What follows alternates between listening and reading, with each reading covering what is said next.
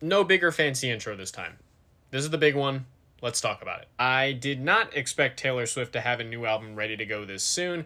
Usually she takes like 2 years between consecutive albums. I know that she's dropped a bunch of stuff over the last 6 years or so, but she usually takes her time between new albums. Folklore and Evermore being the exception because, well, we were all locked inside at the time, so it makes sense. And after putting on the show that she put on with the cultural phenomenon that was the Eras Tour, I think most normal human beings would probably hide in bed for a year after all the work that went into that, but I guess she's just kind of hardwired to not want to stop working. Combine that with the fact that she finally bought back her masters, which means that the Taylor's version releases of Reputation and Self-Titled are probably not in the cards right now. She probably just thought, well, let's move on to another new album. So here we are with The Life of a Showgirl, and while I'm not hardcore enough to consider myself a Swiftie, I do enjoy quite a bit of her music, and I've even defended some of her recent releases. I really liked the Tortured Poets department last year, and I've maintained that Midnights is a very special album to me. But with this new one over here, I'm having a bit of a tougher time defending it. I don't think it's bad, and I'm very happy that it's much shorter than the Tortured Poets department, but while the highs are very nice, the lows are pretty low, especially by Taylor's standards. Honestly, I think this is some of Taylor's least interesting and adventurous production to date, and as much as people aren't really too fond of the guy, I think the pop world might owe Jack Antonoff an apology. I do think the record is pretty listenable, and Taylor's vocals are nice enough that some of these songs are able to skate by,